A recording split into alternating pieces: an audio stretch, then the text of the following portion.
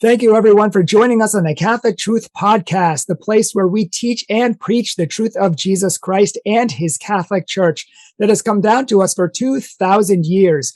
This is the place where you can know your faith, love your faith, and learn to live your faith and be transformed by it. And as you know, we do a lot of apologetics and evangelization on our channel. We help Catholics to defend their faith. And from sometimes we have guests who speak on different topics and are experts in their field. And today we're super excited to be having Michael Lofton joining us. He is a convert from the Eastern Orthodox Church to the Catholic Church. And later in the show, he'll be sharing a little bit of his story. But he's going to be discussing today why Catholic versus Eastern Orthodox. They're very close. They're very similar religions, but why Catholic? And Michael is a graduate of Christendom College. He received his master's degree there in theological studies, and he's currently working on his doctorate degree in theology with Pontifex University, and is writing a dissertation on the magisterium of the Catholic Church. You know, trivial, lightweight stuff. And Michael is the founder of St. Maximus, the Confessor Institute, and the Reason in Theology show. And he has a great YouTube channel. I don't watch a lot of YouTube, but I've been binging a lot of his videos because I think they're great. And he has been interviewed all around the country on Catholic Answers, EWTN, Sirius XM satellite radio. And he has a lot of great content, especially on topics that a lot of people do not address. So at the end of the show, you could check out in the description section of this show, we're going to link his YouTube channel and a lot of his books and his website and things like that. So I would love to welcome to the show, Michael Lofton. Thank you so much for joining us today, Michael. Thanks for having me on. Oh my gosh, it's a pleasure. This is such a great topic and kind of a feisty topic. You know, more and more and more, I've had Eastern Orthodox coming on our YouTube channel and saying not only, you know, they don't just say, hey, the Eastern Orthodox are correct, you should look into it. It's more like the Catholic Church is evil, the Pope is the Antichrist, you're all going to hell, you know, and it seems very combative. And I very rarely come across an Eastern Orthodox that's been civil and nice. And I'm sure there are countless, probably even the majority of them are, but online they seem to be quite hostile. And so, you know, I was like, this is an important topic. And I think it really does come down to probably either the Eastern Orthodox are true or the Catholics are true. It's certainly not the Protestants. They were invented 1,500 years later by all different men who all contradict each other, who all have different theologies, even down to the core doctrines of what does the word faith mean? What does the word justification mean? They can't even agree among each other. So, you know, it really goes back to, is it Catholic Church that's true? Or is it the Orthodox Church that's true? And a lot of people have asked us this question. So, you know, as a convert, and correct me if I'm wrong, but I believe you were a Catholic, you converted to the Catholic Church, then you left the Catholic Church and you became Eastern Orthodox, and then you came back to the Catholic Church. Is that correct? Yeah, that's accurate. Would you mind sharing maybe a whirlwind view of your story, maybe a nutshell version of your story, where you came from, how you got to the Catholic Church, why you left the Catholic Church in the first place, and why you came back? Yeah, it's a really long story. I'll boil it down to just a quick summary. So, you know, I was born in the United States, but early on at the age of 2, my parents moved my sister and I to Israel. So we lived in Israel for a couple years. My father was doing some Christian missionary work, but I didn't really know much about Christianity at the time, 2 to 4 years old, right? So I didn't know a whole lot. And then at the age of 4, my mother divorced my father, brought us back to the United States, and converted us to Judaism. And again, as a kid, you know, 4 to 6, 7 years old, I still don't know much about religion or Judaism or anything like that. At the age of 7, she moved us back to Israel so that we could live in Israel as Jews. And we did that, and I nominally practiced Judaism as a kid. Again, I didn't understand the vast majority of what I was doing, but I mean, that's what I was told to do, so I did it. Now, around the age of 12, I returned back to the United States, but this time moved in with my father. And here I really had more of an exposure to Christianity at the age of 12. I started going to his church, which was a Trinitarian, non-denominational charismatic church. And I was baptized at the age of 12. I made a profession of faith, and I, accepted Christianity. Well, as most people do in their teens, they start to go astray, and I did. So I really didn't live the Christian life faithfully in my teens and start to get to 19, 20, 21. Around 19, I moved to New York City. And when I was in New York, I kind of hit rock bottom. There was just a lot of bad things that happened, and I was kind of ready to give up on life. But in God's providence, He brought some people to me that crossed my path and gave me a Bible. And I decided to read it, and I read it cover to cover in less than a month, and Wow. it changed my life. It Wow. transformed my life. I made a very radical change. Anyone who knew me, it was very noticeable how much I had changed. um I haven't been the same ever since, to be honest with you. I mean, there's something about God's scripture that could really change a person. um and so that kind of set me on the path of learning more about God and knowing who He is. And um I got into some content that was pretty anti-Catholic early on, and moved back to Louisiana and joined a Baptist church. And as a Baptist, I did some studying, but I didn't really do a whole lot of church history or anything like that. But when I had my daughter, I had to ask the question, okay, do I baptize her or not? So I had to look into the issue of infant baptism, and that led me to Presbyterianism, right? Because Baptists don't baptize their infants by definition. So I had to join a Presbyterian church in order to do that, because I became convinced of infant baptism. And around the Presbyterians, they had more of an emphasis on church history. So I started diving into it. And as I read the church fathers, and I had read the church fathers extensively, I, I came to the point that I just had to say, okay, look, I don't think that I can remain Presbyterian anymore. I don't believe that this is a communion with any kind of apostolic succession.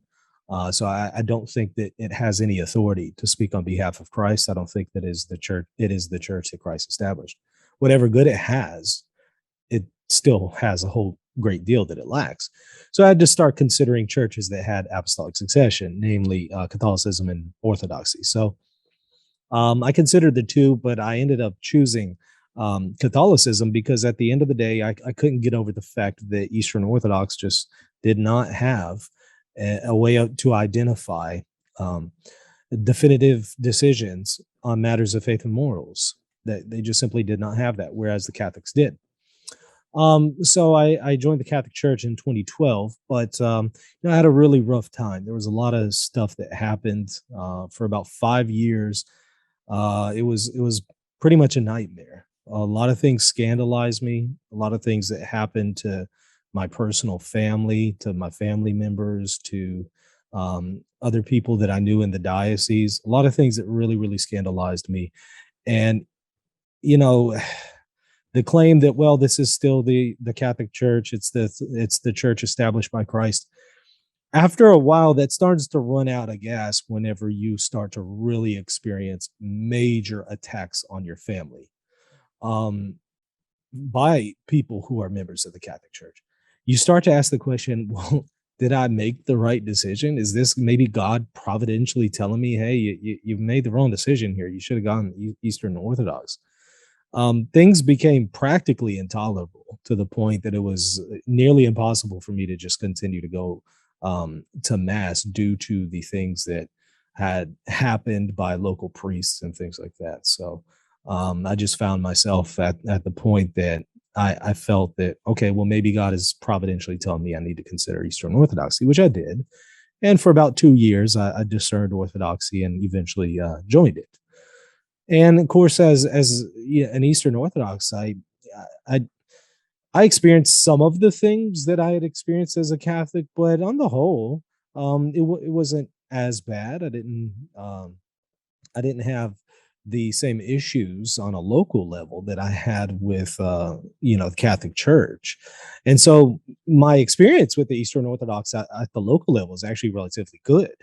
I liked the parish, I liked the priest and the people. But at the end of the day, there was something that continued to tug on me, and that is, but objectively, is it true? Objectively, is this the church? Is this the fullness of the church established by Christ? And so I had to continue to study the issues objectively, um, because there was just something in me that just continued to say, you have to consider these issues objectively, right? Because you can't make decisions based on how you feel or what your experience is or emotions, things like that. That's wishy-washy. And there's really no objective way to identify truth with such things, because a person could have a good experience in the Catholic Church and a bad experience with the Eastern Orthodox. That doesn't mean the Eastern Orthodox don't have the fullness of the faith, and vice versa. So ultimately, I said, okay, there's going to have to be something objective that will allow me to remain Eastern Orthodox. Otherwise, I need to be reconciled to Rome. And for about 3 years, I considered that. I considered, okay, well, what are the objective claims for Eastern Orthodoxy? I mean, I had already previously for years been studying this issue, but I especially continued to do so as I felt that conviction. And ultimately, at the end of the day, I came to the conclusion that the papacy and the Catholic magisterium is objectively able to determine matters of faith and morals, whereas the Eastern Orthodox lack such a mechanism. And in fact, some of their theologians openly admit that they lack this. They'll openly admit, yes, we do not have an objective mechanism to determine what is morally, or by what is faith and morals, what is definitively true. They'll admit that. They'll say even an ecumenical council has to be judged through this process of reception and reception of the faithful. So in and of itself, it is not something that is going to require an irrevocable assent. It does not have that authority. It has to be received by the faithful. And then you can say after that, okay, yes, it had spoken the truth. And yes, it was guided by the Holy Spirit in its words. But you can only say that after you've had this period of reception. And the question is, reception by whom? There was quite a few churches that didn't receive the Council of Chalcedon. So who has to receive it is the first question. And then how long does this reception need to be? How long do we need before we know it's been properly received? There aren't any objective answers here, not any ones that are satisfactory. Whereas the Catholic Church does offer a definitive, an objective answer here on how to determine what is an ecumenical council or what is a definitive statement. And it's especially in the papacy, right? The papacy is able to ratify certain councils as ecumenical. And so that's how you identify what an ecumenical council is. And of course, the papacy is also able to definitively define or propose matters of faith and morals itself. So there's an objective way to identify those kinds of ex cathedra statements. So I saw that, and ultimately, the Second Vatican Council in Lumen Gentium, paragraph 16, that speaks about, I believe it's 16. Actually, I think it's 14, 15, or 16, right around there. It says, actually, it's 14. It says that one can't be saved if they know that the Catholic Church is established by Christ, but refuse to enter or remain in it. And that part just continued to, tug on me, and I felt that, okay, well, I do need to be reconciled to Rome, because I do have somewhat of a partial break with it by going to the Eastern Orthodox, who do lack a full unity. They do have a partial unity, but there is something fundamentally that's lacking there on the universal level, and that is communion with the papacy. And so I was reconciled to the Catholic Church. I want to say it was January of 2020, somewhere right around there, late 2019, early 2020, and entered back into the communion with the Catholic Church. Well, welcome back. Yeah, yeah. Glad and honestly, I don't feel that I lost anything. I still feel in many ways that I'm Orthodox. Now, I know a lot of Orthodox are going to say, "Oh, of course you're not Orthodox." Well, I understand what they mean, but I still feel that I didn't lose anything when I returned. I feel that I only gained unity with the papacy. And in fact, we have quite a few Catholics who fall under that description. They're called Eastern Catholics. They're Catholics who maintain the practices and disciplines and liturgy of the Eastern churches, but they're in communion with the Pope. I don't think that they lack anything. by being, Oh, Byzantine or something like that. They don't lack anything at all. They have gained something by entering into communion with Catholic Church. So it's an odd kind of conversion or reversion, however you want to put it, because I don't feel that I had to really change anything. Um, I believe ultimately, um, I have everything that I had when I was an Orthodox in matters of faith and morals and the papacy. yeah, it's all complete fulfillment now, everything that Christ wanted us to have. And it's interesting, one of the biggest slurs that Eastern Orthodox, or just Orthodox in general, love to give us, along with Protestants, is that, oh, well, you're a Roman Catholic. I'm like, well, you're assuming that. I could be a Syrian Catholic, a Maronite Catholic, a Byzantine Catholic. I could be, there are many, rites within the Catholic Church, but we all make up the one holy Catholic and Apostolic Church. And the Roman Rite is only one of those rites. And so when you came back, I'm guessing you're part of the Roman Rite, but as you said, there's a lot of Eastern churches that are also part of the one holy Catholic Church. Sure. That has been here for 2,000 years. And I just find that interesting that people just assume that, oh, well, you're Rome, you're Roman Catholic, sure, when not necessarily. That's very, very true. And yeah, I mean, since I was originally received into the Latin Rite, when you return, you're still Latin Rite. But in many ways, I think and feel and live as an Eastern Catholic, but I technically am in the Latin Rite because I'm very, very Eastern in my liturgical sensibilities and my spirituality. However, I'm pretty Latin in some cases when it comes to my theology. So I'm kind of a mix. Yeah, and I've been to Maronite masses and rites and retreats, and they're beautiful mass, and I love the Maronite rite, Byzantine as well. And okay, so maybe you could start by just listing maybe the top 3 to 5 problems with the Orthodox Church, and why the Catholic Church is correct. Believe it or not, I boiled down pretty much all of the criticisms against Eastern Orthodoxy to one issue, and that is authority. Now, of course, whenever we're speaking of the Eastern Orthodox, we could also say the same thing of the Oriental Orthodox churches as well, because often when we speak of, Protestants and Catholics, we then speak of the Orthodox, but we automatically think of the Eastern Orthodox. Mm-hmm. I also want to point out, well, there's also the Oriental Orthodox that claim to be the one holy Catholic and Apostolic Church. So we gotta factor them in. That's true. My response to the question applies to the Oriental Orthodox as well. So even though I'm specifically talking about the Byzantine and non-Byzantine Chalcedonian churches, the Eastern Orthodox churches, you could take my response and also apply it to the Oriental Orthodox as well. And by extension, you could take the arguments or the criticism that I'm going to offer about authority and even apply it to Protestantism. So this is why I think actually the Catholic Church is unique. I think that it has a unique claim to authority. So we can speak about 3 to 5 different, criticisms of orthodoxy, but ultimately they boil down to one, in my opinion. Sure. And that is, again, authority. Because if we're going to discuss, okay, well, with some Eastern Orthodox, there's a difference maybe with the filioque, right? That addition to the Nicene Creed that says that the Holy Spirit proceeds from the Father and the Son. Some Eastern Orthodox are going to say that's illegal. The Pope can't add that to the creed. Only an ecumenical council could revise it. Or they will, I should say, they will also criticize the theology behind the idea that the Holy Spirit proceeds from the Father and the Son. So there's one theological issue. We could speak of the filioque. We could even speak of some Eastern Orthodox who deny the Immaculate Conception of the Virgin Mary, and they don't believe that she was born in a state free from original sin. And that's partly because they sometimes understand original sin a little differently than Catholics.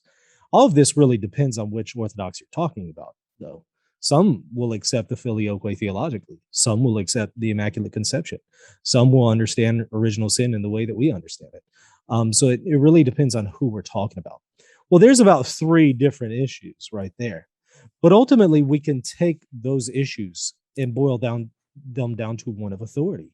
Because at the end of the day, we're going to be able to produce different patristic sources for our respective traditions. So Ultimately, there's going to have to be some kind of authority that is alive today that is able to arbitrate with these discussions and offer a authoritative and or definitive answer to these issues. So ultimately, my biggest criticism with Eastern Orthodoxy is it, in my opinion, lacks an objective authority that can arbitrate on matters of faith and morals. Now, we can go into that in more detail, but that's kind of how I would quickly summarize it. Sure. Did you say some of the Orthodox don't accept Immaculate Conception, meaning like some also do? Some do, Okay. but some don't. And I guess that comes down to what you're saying with authority is, some do, some don't. Some believe this, some don't. From the outside looking in, it almost seems, and I don't want to insult them because I love my Eastern Orthodox and just Orthodox brothers and sisters in general, but it almost seems like Protestantism to me. I mean, they've already divided into different sects. They can't agree among each other. They disagree with the Catholic Church and protest the church, but then they quickly protest against each other too. And they don't really have that central teaching or central authority that you mentioned. Does that sound accurate? It's Protestantism with apostolic succession. Correct. So it's a bump up. It's a step up. There's a plus there. Most Protestants don't have valid orders with apostolic succession. However, the Eastern Orthodox and also the Oriental Orthodox churches do have valid orders and apostolic succession. They are true local churches. And there's a fundamental advantage there then between Eastern Orthodoxy and Protestantism. However, at the end of the day, if we're going to ask, okay, well, what exactly is the official Eastern Orthodox perspective on the Immaculate Conception? Well, there isn't one. Okay, well, how do we determine whether it's true or not? Well, some will suggest an ecumenical council is able to arbitrate between these disputes. But then there's quite a few problems that we're going to run up against when it comes to Eastern Orthodoxy and ecumenical councils. Number one, what is an ecumenical council according to Eastern Orthodoxy? How do you identify what is an ecumenical council versus what is a fake council, or maybe just a local council or a regional council or something like that? And then number two, who gets to call the ecumenical council? In the first millennium, it was generally the emperor who called the ecumenical councils. Well, we don't have an emperor anymore. So what do we do now? This is why there's generally no unanimity here on who can call an ecumenical council. In fact, there's a major schism going on right now in Eastern Orthodoxy between the See of Constantinople and the See of Moscow, and it's affecting other sees in the Eastern Orthodox communion as well. And the issue really boils down to one of authority in Eastern Orthodoxy. What role of authority does the Patriarch of Constantinople have as first among equals? Does he have the authority to grant autocephaly to the Ukrainian church? Does he have the authority to call an ecumenical council? These are issues that really are at the root of the current schism inside the Eastern Orthodox churches. So it's a pretty big issue, and I would say it's one that has massive implications as we see today. There is a schism going on because there is not a consistent understanding of authority and primacy and councils in Eastern Orthodoxy. So we could compare that then to the Catholics, which I can go into details and explain how the Catholic Church has an objective answer to what is an ecumenical council. But I would simply say that if there is no objective and solid answer to what is an ecumenical council and how we can definitively settle matters of faith and morals in Eastern Orthodoxy, then really there is no answer to say to the question, how do we know whether or not the Immaculate Conception is Orthodox or heterodox? And that's a problem. So could you talk a little bit more? You said you could talk a little bit more deeply about authority. And since that's the main issue, maybe you could talk a little bit about the authority and why the Catholic Church has the true authority, and maybe the deeper problems with the Orthodox Church because of that lack of central authority. Let's start with the last part first. Some of the deeper problems. One of the ones that I mentioned is the schism right now between Moscow and Constantinople, and now it's expanded to Moscow and Alexandria. Now Moscow is saying that the Patriarch of Alexandria is in schism, and he's not just saying, "Oh, these people are in schism and we don't share in communion." That's bad enough.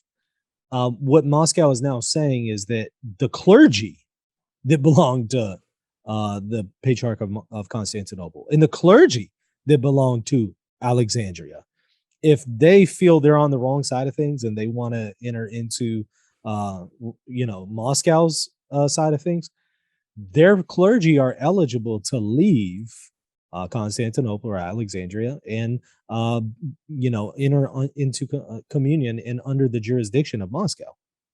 That's going to cause some major problems if there is a reunion between them, because it's kind of like you stole a whole bunch of my priests, and now we're going to come back into communion with each other. Okay, are you going to give me my priests back?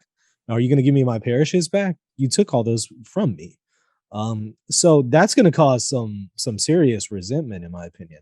I don't know how that's going to be solved unless you have an ecumenical council. And in fact, there are Eastern Orthodox who are saying, look, the only way that this is going to be resolved is through a universal council. The problem is they can't identify what one is. They recently tried to have what's called a Great and Holy Council. They don't call it an ecumenical council because they don't have an emperor, but it's effectively the equivalent. They had been preparing this thing for over 100 years and finally got to have it in 2016. And guess what? Because of issues between Moscow and Constantinople, Moscow doesn't show up. And so that led to a chain of events that eventually made the entire Great and Holy Council of 2016 a dud. And it just it belly flopped and it did nothing. Before you finish that, did have the Orthodox churches have they had any councils since they broke away from the Catholic Church in 1054? Yes. Like ecumenical worldwide councils? They won't call it ecumenical, but there are some councils that were local councils at Constantinople or Jerusalem and elsewhere that all of the patriarchs and bishops in the Orthodox Church accept as authoritative. The Synod of Jerusalem in 1672 is an example. The Photian not Photian, I'm sorry. The after Photius. The Palamite councils would be another example. So they would say that, well, very technically, these were local councils, but they have been received by the Orthodox Church as universally applicable. But then you'll get Orthodox who then dispute, okay, well, how much authority do they have? Because they're not called an ecumenical council. They're more called pan-Orthodox synods and things like that. So how much authority do they have? Well, now we find debates on that. For example, 1672 is disputed, and you point out some of the language about substitutionary atonement in Jerusalem 1672, and some Orthodox are going to say, but we don't have to accept that. And other Orthodox are going to say, but it's a pan-Orthodox synod. You have to accept it. So there's a dispute on how authoritative is a pan-Orthodox synod, even though it was received by the patriarchs and the bishops at the time. Okay. So in other words, you don't have an objective way really to determine what is, a definitive decision on matters of faith and morals. Even if you were to say an ecumenical council or a pan-Orthodox synod or a Great and Holy Council, you start asking questions. Well, who gets to call one? How do you identify it? Things like that. That's when you start to find that there's a great deal of inconsistency and insufficiency in the answers. So it leads to problems like you see today between Moscow, Alexandria, Constantinople, with the issue of granting autocephaly and the issue of primacy and orthodoxy. That's one huge issue. I think you asked some of the other problems that it had, or what was the first part of it? Some other issues with their authority or their division, that they, or just theology. Mm-hmm. Yeah. So the question, one question that is debated among Orthodox is artificial contraception, of course, right? Now Catholics have a objective answer to this in Humanae Vitae. And any Catholic who dissents from it is just that, in dissent. Whereas the Eastern Orthodox don't have a definitive statement um, on the use of artificial contraception. So then, how do you say that somebody is in dissent, right? How do you say somebody is wrong? Um, you could say, well, in my opinion, they're not in accord with scripture and tradition, or in the opinion of my patriarch, they're not in accord with scripture and tradition. But that will only get you so far. What happens when the next guy says, but my patriarch says it's okay and under these conditions? And my conscience tells me it's okay under these conditions. Well, what do we do then, right? The answer that my bishop allows it, or my patriarch allows it, or my synod has said this, that's not going to give us a definitive answer when another synod says something else. So that's one issue. And I would say it's a pretty big one, in fact. Now, of course, divorce and remarriage is another hot topic. It's another one. Some are going to say that the practices of the Orthodox today, when it comes to when it comes to divorce and remarriage, some Orthodox are going to say it's not following the canons. We've abused it. Whereas others are saying, no, it's in accord with the canons. We're not abusing it. And it all is based on how do we understand the concept of economia, which is a concept in Eastern Orthodoxy that's not the same as a dispensation in Catholicism, but it's similar. You know, how you can be dispensed from certain requirements in Catholicism. It's not exactly the same as a dispensation, but it's basically saying that, well, there is this rule, there is this canon, there's this law forbidding it, but out of grace, out of mercy, we're going to allow a relaxing of the law in a particular case. That's economy. Sounds like a liberal kind of justification for it. You know, economia is a practice that's been around for a long time, but the problem is to apply it to the case of divorce and remarriage in the way that it's done today, some would say is an abuse of economia. So, you know, now we have to ask the question, okay, well, how do we know what's an abuse of economia, and how do we know what's the right use of it? And that's ultimately going to bring us back to the same question. Same question. That's why all of these issues that Catholics and Orthodox talk about, in my opinion, they're side issues. It all boils down to authority. It all boils down to ultimately the papacy. And unless we're discussing the papacy, we're discussing lesser matters that, yeah, they're important. We should hash out some of the details, but ultimately, we're not going to come to a resolution unless we discuss papacy. So that's well, let's do that then. Why is the Catholic Church true then? You know, let's discuss the authority of the Catholic Church, the authority of the papacy, and why you think the church is true. You know, I recently did a presentation on the Sixth Ecumenical Council, and Pope Agatho there, his letter to the emperor, which was read at the council. And it's interesting. The claims that Catholics make about the Pope, or that popes make about themselves, that it's a divine institution established by Christ, that the Pope has authority to be able to decide matters of faith and morals, that the See of Rome is without error, it's indefectible, it's not able to defect from the faith as other bishops are able to. That, of course, the Bishop of Rome is there's a unique way in which he's the successor of St. Peter. Now, I mean, every bishop is a successor of St. Peter, but there's a unique sense in which the Bishop of Rome is a successor to St. Peter. These are what we call the papal claims. And of course, also papal supremacy is another one that's part of the papal claims. And that's the idea that there is a supremacy of the Bishop of Rome over other bishops in other territories. Well, those are the papal claims. And it's interesting to note that in the first millennium, the papal claims were openly made, even at some of the ecumenical councils. Some of the papal claims were made at Ephesus in 431. There's some strong papal claims being made at Chalcedon, and right after Chalcedon, Pope Leo, before and after, is exercising clearly papal supremacy. And you can see the papal claims going on with Pope Vigilius while the Fifth Council is assembled. At the Sixth Council, you see the papal claims, and we'll discuss that in more detail in just a second. And at the Seventh Ecumenical Council, you see very strong statements of the Pope making the papal claims to the council. So what we see here, as many Orthodox theologians have admitted, in the first millennium, the popes and many Catholics were making papal claims, even openly, at the ecumenical councils. I mean, they weren't present, but they had legates and things like that.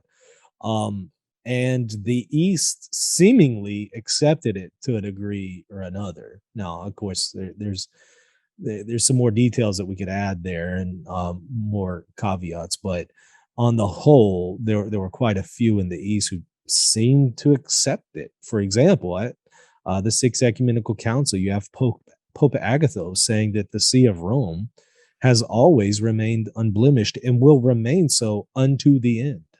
So in other words, there is an infallibility and an indefectibility to the Roman See. And you see the papal claims there being openly proclaimed by Pope Agatho at the Ecumenical Council, and the fathers of the council praise his letter. They don't push back and say, well, no, we accept this part, where we reject that part. They openly praise his letter, and they don't dispute it. And so if you don't dispute it, I mean, your silence is effectively tantamount to accepting something. If you're silence in the midst of heresy, you've accepted the heresy. I mean, this is the standard of St. Maximus. He thinks that if you're silent about, this issue of Jesus having two wills, or if somebody were to come and say Jesus only has one will instead of two wills, which is the Orthodox view, Jesus only has one will, and you're silent, you're accepting the error. You can't be silent in the midst of heresy, right? You have to speak against it. So the rule that you would see in the first millennium is you can't just be silent to heresy, and you can't give this tacit or implicit, I should say, approval through your silence. So if the fathers at the Sixth Council rejected the papal claims, they should have said so instead of accepting his letter. And so this is what we see time after time again. The formula of Hermisdus that was required by the Eastern bishops to sign to come back into communion with Rome after the Council of Chalcedon, you have them signing off on a document that makes the same claims that Pope Agatho makes. He makes the papal claims there, and they signed off on it and accepted it. Mm-hmm. So the point is, time after time, you see in the first millennium, popes and saints. And some of these popes are saints in the Eastern Orthodox Church. Pope Agatho is a saint in Orthodoxy. Pope Leo is a saint in Orthodoxy. You see these popes openly proclaiming and making the papal claims. And the East sometimes gave pushback, but in many times accepted it. So the problem then is, okay, well, if you can accept this in the first millennium, why can't you accept it now? Why is it heresy now? And so I think that's a major advantage for the Catholics when it comes to the issues of authority, because again, the authority issue boils down to the papacy. And so if the papal claims are true, then the Catholics have an objective way to identify matters of faith and morals, and their definitive settlement of faith and morals. And that would be objectively then superior when it comes to the issue of authority, compared to the Orthodox. Now, if we're wrong, right, if the papal claims are false, then we don't have anything any better. So it ultimately then boils down to the question of, well, the claims that many of these popes were making in the first millennium, are they true or not? And I would have to say, well, if the ecumenical councils that we both agree are ecumenical councils, right? So I don't have to prove that these are ecumenical councils, since we both agree that they're ecumenical councils. Since we both all agree that, for example, the Sixth Council is ecumenical, well, if the Sixth Council is accepting the papal claims, I think that weighs in favor of the Catholic claim. Absolutely. And I would even add to that there seems, with the exception, a few exceptions, that the constant tradition of the church seems to back this up as well, with the early fathers, back to really early times, talking about the primacy of Rome, talking about the successor of Peter having a primacy over the other apostles and such. And it really wasn't harshly disputed, for a long time.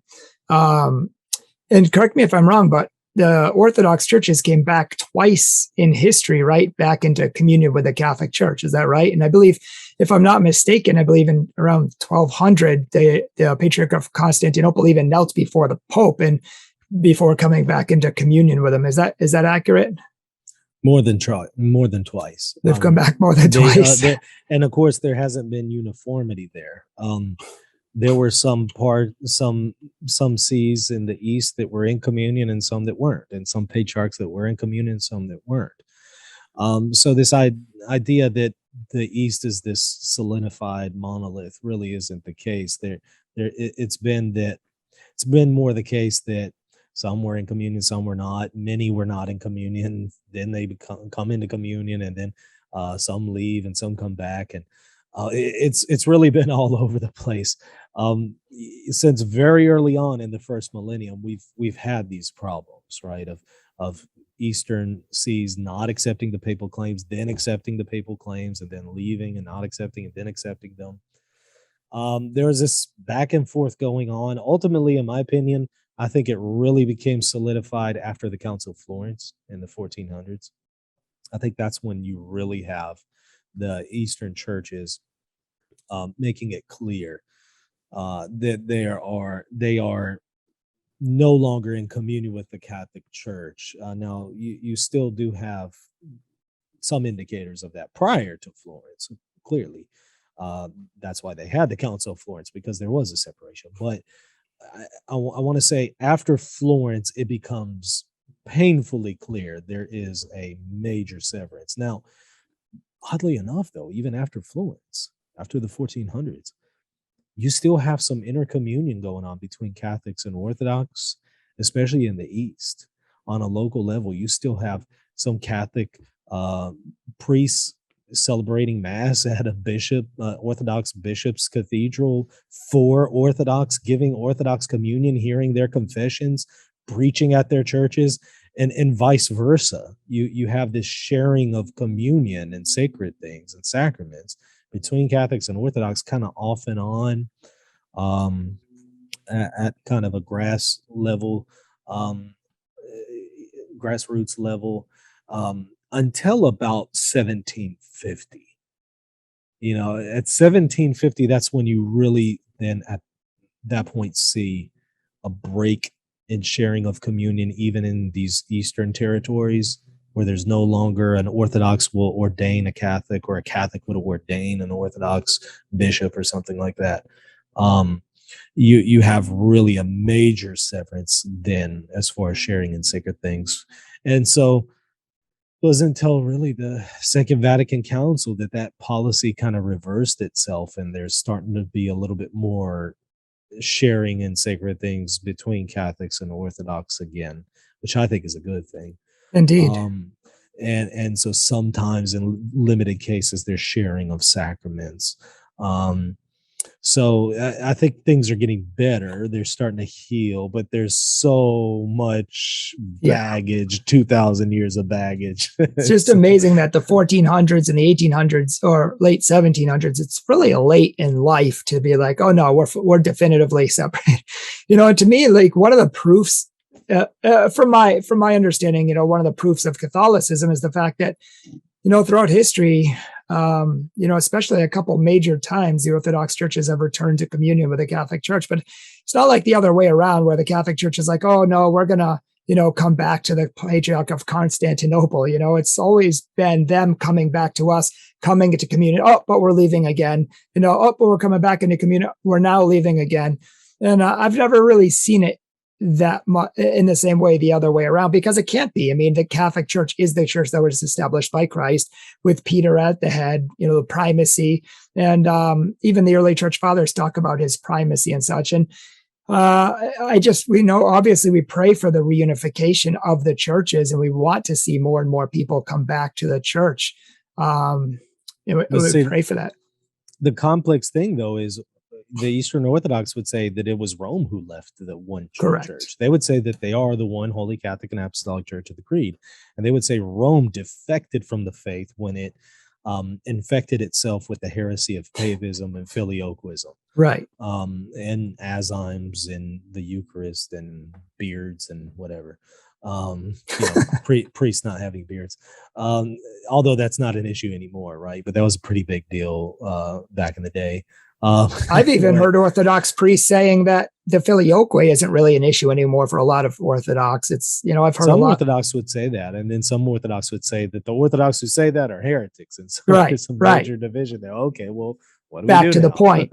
Yeah. So I mean, but they're going to say, but well, Rome was in and out of communion with us, and we didn't come back to communion. You came into communion with us, and so now they would recognize in many cases prior to papism, even though the papal claims were being made prior to this, they would say prior to the schism, really, the papal claims weren't being made, and there were cases where the Eastern patriarchs were in various heresies, and Rome had to remain faithful. And so, yes, the Eastern patriarchs came back into communion with Rome. They would recognize that and say that, but they would say after 1054, the papal claims are made, and so that's when Rome left. And obviously this is overly simplistic, and it's much more complex than that. And the event of 1054 was not seen as the moment where East and West really split. That's definitely not the case. I would say it was the Council of Florence where that happened, after the Council of Florence, I should say. Yeah, very interesting. So what are some of, I guess, do you want to talk about the filioque? Do you think that's necessary? Because we keep bringing it up. People have a lot of questions on it. Is that their biggest issue? Or obviously the papacy is probably the biggest issue. But is the filioque probably the second biggest issue for them? Yeah, the papacy at this point is going to be the biggest issue. And then number 2 is going to be the filioque. Okay. But, the filioque for some people is no longer an issue, because they would say, some Orthodox would say that the filioque is Orthodox theologically, but you should not add it to the creed. And Rome has already allowed Eastern churches in its communion to not say the filioque whenever they say the creed. Not that they're rejecting the doctrine, but just because that wasn't originally put in the creed, and for the sake of them, since they maintain that, they want to maintain that discipline of not adding to the creed. Sure. He allows them to not say it, as long as they recognize its orthodoxy. So those Eastern Orthodox would say, well, theologically it's Orthodox, but you shouldn't add to the creed. That's not going to be an issue for them anymore, since Rome has already said, okay, well, the Eastern churches don't have to say the creed with the filioque, as long as they recognize its orthodoxy. So what's really left at this point? Ultimately, it's going to be the papacy, because all Orthodox are going to agree that the papacy is a problem. All of them. It's not like the Immaculate Conception. Some Eastern Orthodox are okay with it, some aren't. No, all Orthodox reject papal infallibility. There's no Eastern Orthodox, to my knowledge, that accepts papal infallibility. And there's no Eastern Orthodox, to my knowledge, that accepts papal supremacy as defined by Vatican I. So those are the 2 issues: papal supremacy and papal infallibility. And really, the issue of papal infallibility is under papal supremacy. In fact, this was one of the ways that we came to really explicitly begin to speak about papal infallibility, especially in the Middle Ages, even though the concept was there in the first millennium. I spoke about Pope Agatha and Formula for Misdus. But it really came to the forefront whenever they recognized much more clearly the Pope's supremacy. And they said, well, look, if he's supreme over the church on matters of faith and morals, then he can't definitively bind the church to err. Therefore, he has to have some capacity of infallibility. Again, supremacy and infallibility are there in the first millennium, but they begin to develop these things, and it comes to the forefront. It becomes much more explicit. And so the reasoning there for papal infallibility ultimately rests on the claim of papal supremacy. So in my opinion, everything all boils down to papal supremacy. It all boils down to that. And what about the Orthodox who admit that? You said a lot of Orthodox scholars admit that, they understand the papal supremacy in the first, millennium, and they can admit that. But how do they deal with that? Or what would their objections to this be? some would say that, okay, yeah, the papal claims were made in the first millennium, but the Orthodox didn't really accept it.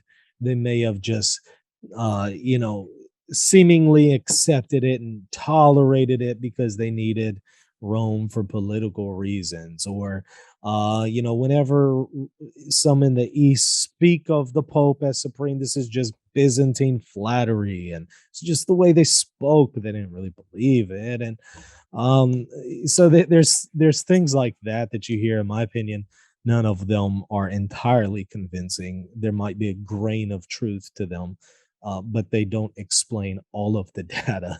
That all of the data doesn't go away with all of those explanations. So I haven't seen anything satisfactory, which is why I don't maintain the Eastern Orthodox position on rejecting papal supremacy. Yeah. I don't accept that.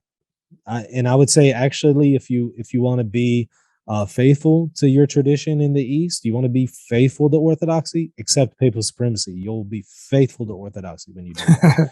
Because Orthodoxy, one of the things I had to do when I was received into Orthodoxy was accept everything that the seven councils teach.